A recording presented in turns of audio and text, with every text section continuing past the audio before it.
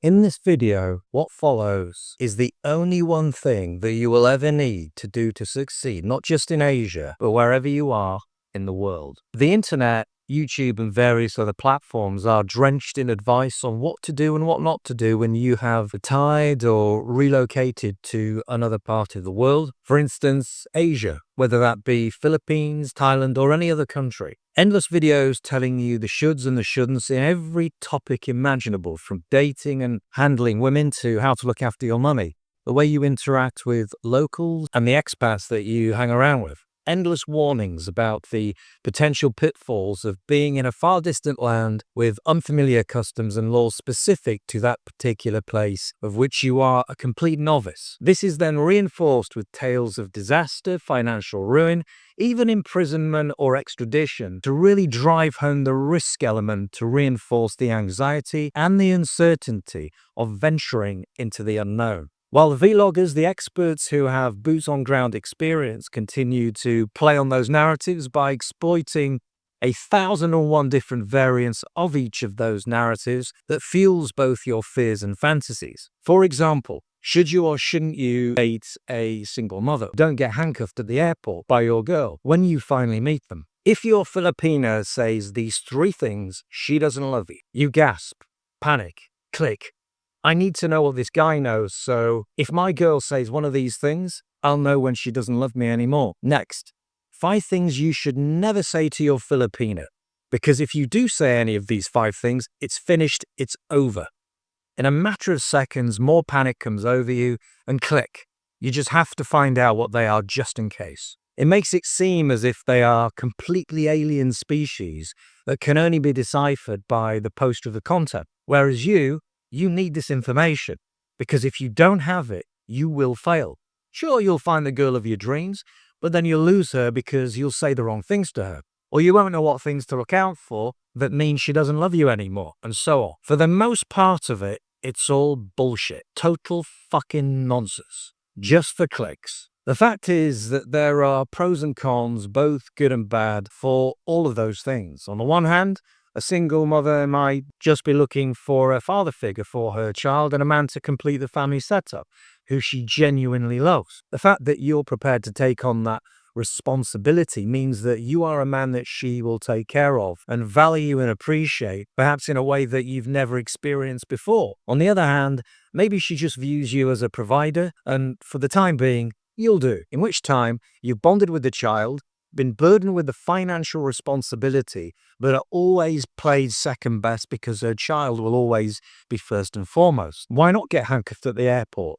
As long as it's not by the authorities and it's in a romantic sense. You've had an LDR for a length of time, know each other really well, you feel comfortable with one another, and now you finally meet in person. You know a lot about each other. Sure, there's no guarantees, but there's no guarantees with boots on the ground either. Think about it this way. You know the person you feel comfortable with them. Comfortable enough to continue the LDR to a point where you're now meeting in person. Someone that can show you around the place. You've got a tour guide, a ready-made relationship, and perhaps intimacy straight from the start. All relationships, whether you've spent time with them in person or not, are ultimately just another spin of the wheel. You meet her at the airport, but slowly after a while you realize something's not quite right. It could be you, it could be her. Then it comes to an end, which is exactly what would happen. You landed a single man, then met someone in the first month, had a relationship for 3 to 6 months, then found out she wasn't as genuine as you thought. As I said, just another spin of the wheel. Maybe she turns out to be the complete opposite from the video calls that you've had for months, and she wastes no time in asking to borrow some money. She's disappointed as well that you haven't brought a gift for her, and immediately presents a long list of things that she needs from those designer shops. Maybe you get lucky and this is the one. You meeting here at the airport could have been the best thing you ever did, but you'll never know unless you do it. Again,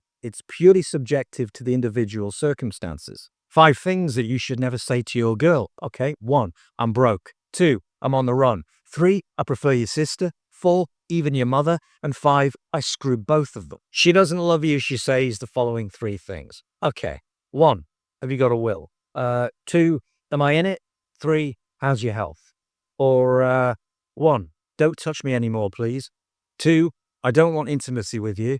3, ever again. We could go on and on. Universally, we're all the same. The needs and wants of a woman are long established and are more or less different variants of the same. They might be in a different part of the world, they might even look exotic, but they're not Rubik's Cubes with tits. They don't need to be solved or deciphered or unraveled like the Da Vinci Code. I've met sincere and insincere, truthful and dishonest, devoted religious and couldn't care less, purely focused on money and wouldn't dream of asking for a penny. Same with money.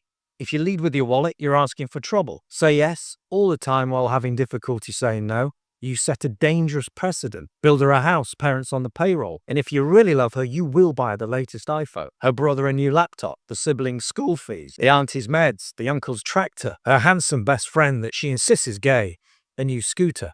The point I'm trying to make here is that none of the bad can happen unless you allow it. None of the good can happen unless you allow that as well. There is a fine line between both of these things, and the difference is you.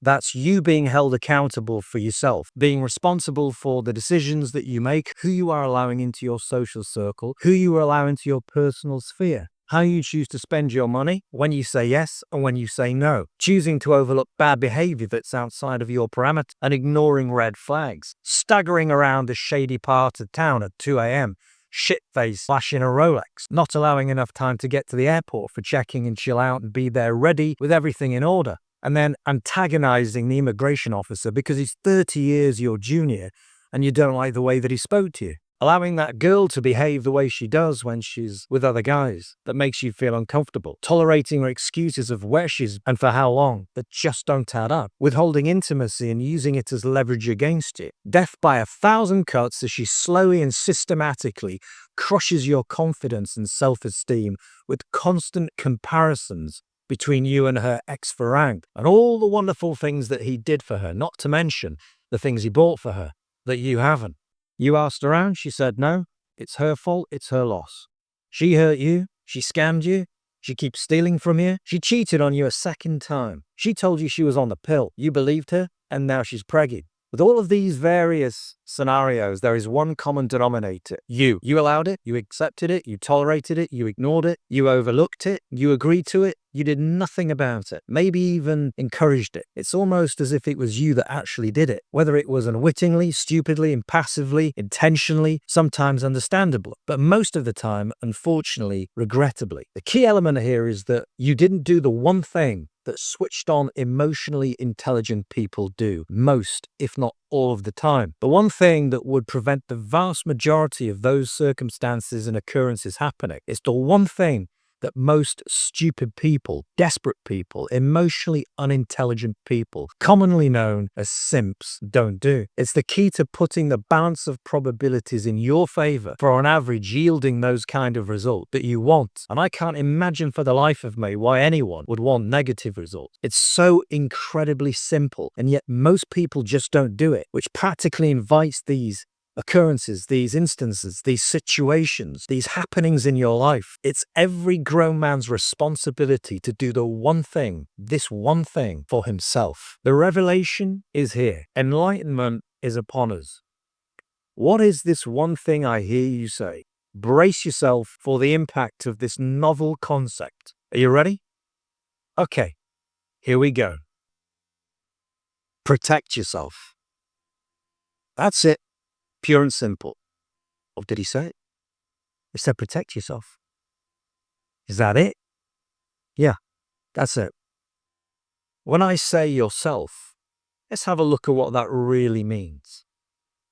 It means all aspects of yourself, which is your physical self, your financial self, your sexual self, your emotional, spiritual self. It should be instinctive, but it's certainly the responsibility of every man to protect all aspects of what constitutes himself. Now, the physical self goes without saying. Depending on your age, build, and fitness level, you can only do what you can do here. Using the example earlier of staggering around unfamiliar territory, shit-faced in the early hours of the morning, flashing jewelry, you can put the odds in your favor by merely avoiding these kind of situations, as well as avoiding antagonizing the locals or becoming involved in, for example, lending or borrowing money with other expats. Further significantly diminishes the odds of a threat to your physical self. Your financial self should be a no-brainer. Without your money, you're screwed. Using previous examples of leading with your wallet, even if you're minted, building houses, parents on the payroll, setting a benchmark that you can't walk away from, finding it hard to say no instead of yes, all of these things are not protecting your financial self. Your pension, your income, your savings, your investments, all form part of your financial self, and without them, you're no good to anyone, especially yourself. When somebody asks you for something, you have a decision to make. It's either a yes or no, and no one can take money out of my pocket unless I give it to them. No excuses. If you're not doing this intelligently, you're not protecting your financial self. What about protecting your sexual self? And this seems to be a grey area when it comes to men. Thinking with the little head instead of the big head is the Achilles heel underlying practically every "she did this to me" sob story that ricochets around the expat communities in every land under the sun. I don't care how young, how sexy, how virgin, how beautiful, or how exotic, how anything. Not protecting your sexual self is leaving you wide open to a whole world of long-term problems that you can't put back in the box, if you know what I mean. I have a strict policy: no jacket, no entry. When you're dealing with young women of any age, of almost every nationality, especially in Asia, there is an epidemic of young pregnancies leading to single mothers, which most of them seem quite happy with. I know of a guy earlier this year that went to the Philippines. First visit, been chatting to a girl mid-20s for a few weeks. On his arrival, the inevitable happened, and hey presto, now she's preggy. He now views her as being too untrustworthy to be involved with because she lied to him. And of course, it's all her fault. He now has the responsibility, including financial and emotional, for the rest of time in one way or another. He's now tied to a situation that he would do anything to reverse. But as I said earlier, it's something you can't put back in the box. Even more stupid was the risk of STDs, VD, and HIV that run rampant, especially in places like Philippines. If you're going to take a dip, put one on and bag up for fuck's sake. Now, last but not least, protecting your emotional and spiritual self. It's the essence of who you are as a person. It includes who you surround yourself with from the West and also the locals. If you're not of a religious connotation and your girl's family are pressuring you to convert to Catholicism, then stay as you are. If she's treating you in any of the ways that I've mentioned previously, show her the damn door. Ignore the red flags at your peril, as these are previews of what's coming in the future. Exactly the same goes for who you are allowing into your personal circle of friends. On the one hand, it's nice to have contacts and phone numbers of other expats or people that you can rely on if you need some help or if you need to exchange tips or advice with. Just remember that not all expats have got your best interests at heart. Some have got a lot of problems. Some have got a lot of problems of their own, which they brought with them from their homeland. Problems that can end up being your problems if you're not careful.